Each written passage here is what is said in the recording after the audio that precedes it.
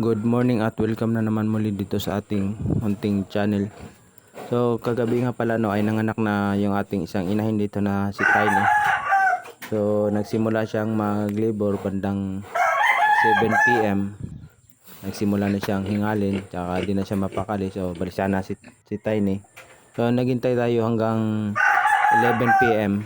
So pagka sabi na yung 11 PM ay nagturok tayo ng oxytocin, 3 ml na oxytocin. Tinurok natin sa ating inahin. So more or less mga 30 minutes ay lumabas na yung unang biik.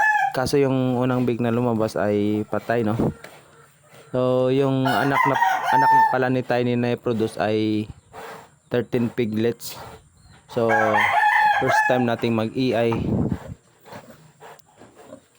Tayo mismo ang gumagawa kasi dati ang ginamit namin dito ay barako, no. So minsan kasi yung barako ay hindi available o kaya nagamit na sa iba. So minsan malipasan yung ating inahin at pagka nasampan yung ating inahin ay posible kaunti lang yung may bigay na biik, no. So si Tiny kasi noon ay nanganganak lang ng konti lang, minsan 7, 8, tsaka 6 o yung pinakaunang panganak niya ay isang biik lang, no. So nag-decide tayo na mag-EI at tayo mismo ang nag-EI. So bumibili lang tayo ng similya ng baboy, no. At dito sa mga biik nga pala, no, ay gumagamit tayo ng powder dito. Ito yung hindi ito yung menstrual powder, kundi ito lang yung ordinary na tahop de oro o kaya yung sa mais, ipa ng mais, no. Pinapakain natin sa ating mga alagang baboy ay inahin. So ito rin yung ginagamit natin para sa pampatuyo ng mga malagkit sa katawan ng ating mga biik, at mas madaling makarecover yung mga biik natin dito, no, kasi pag ito ay didikit, nilagay natin sa kanilang katawan ay madali silang matuyo. At nagpuputol din tayo dito ng ng pusod pagka medyo mahaba na talaga yung pusod at andito sila sa ganitong box, ay pinuputulan natin ng pusod. Estimate lang natin na itira ay mga 1 dangkal, no. Kasi pagka masyadong mahaba yung pusod nila at nandito sila sa maliit na space ay magkakabulbul yung kanilang mga pusod. So baka magkaroon ng yung tatag natin na lus-lus, no. So pinuputulan natin. So everyday tayo nagpuputol rin ng pusod, no. Kinukuha natin yung natutuyo na para hindi matapakan. At saka after 3 days naman ay matatanggal naman yung pusod ng mga biik, no. So dito rin sa ating munting babayan ay hindi tayo dito nagpuputol ng ngipin pagka paglabas ng biik, no. Kasi yung ibang baboyan kasi ay paglabas mismo ng biik ay pinuputulan agad ng ngipin. Dito sa atin ay hindi natin pinapractice yan, no. Kasi naniniwala ko na mas kailangan ng biik na makakonsentrate na makadidi para makuha niya yung colostrum, no.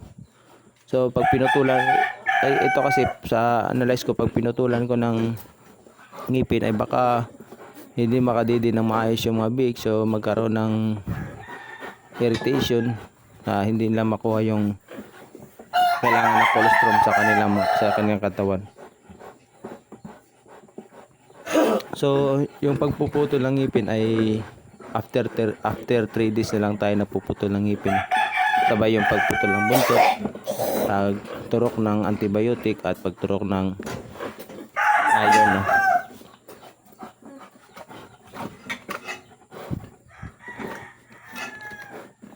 So ayos naman yung kinalabasan ng pag-EI natin. Kahit first time pa lang tayong nag-EI, ayos naman kasi nakaproduce si Tiny ng 13 piglets. Kahit patay yung dalawa, still pa rin yun, na counted pa rin yun kung ilan yung piglet na nilabas niya, no? So sa pag-EI wala naman tayong experience dyan sa pag-EI. Nanonood lang tayo ng mga tutorial, mga video tutorial sa social media. So lang natin doon lang natin kinukuha yung ideya. At saka so far okay naman yung ano nakuha natin na ideya, no. So hindi na natin kailangan mag ano mag tawag pa ng barako pagka mag-hit niya yung ating mga baboy. At dito sa pag-iay ay maano talaga natin, tayo mismong may-ari ay ma-detect talaga natin yung tamang hit talaga. Kasi pagka nagpa-iay ka lang, minsan yung ibang nag-iay ay hindi na chine-check yung ano yung baboy kung hit ba talaga o hindi, o alanganin pa. Kasi yung baboy naman pagka ini-ay mo ay hindi naman yan papalag. So yan ang dahilan kung bakit konti lang yung nagiging anak ng ating mga inahin. So sa pag-iay rin yan. So sa panonood natin ng mga tutorial ay nakuha natin ng ideya kung paano, no. So in-apply natin dito sa ating munting baboyan. At ang kagandahan dito sa AI ay bibili ka lang ng similya. Tapos yung similya kasi mas mura compare sa duty na biik, o yung pagka walay ng biik kunin yung isa para sa barako. So dito sa AI ay since tayo namang nag-iay na, di na natin kailangan yung ano, di na tayo magbigay ng duty.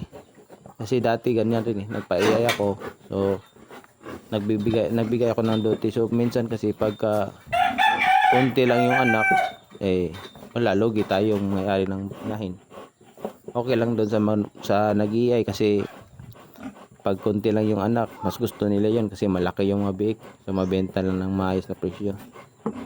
So hanggang dito na lang at salamat.